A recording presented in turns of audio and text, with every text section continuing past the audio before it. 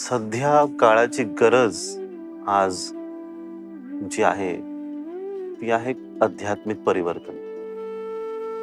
आणि प्रत्येक व्यक्ती ह्याचा अनुभव घेणारच आहे.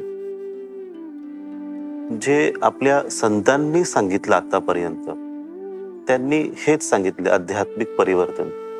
त्यांची भाषा जी होती ती भाषा प्रेमाचीच होती. हो.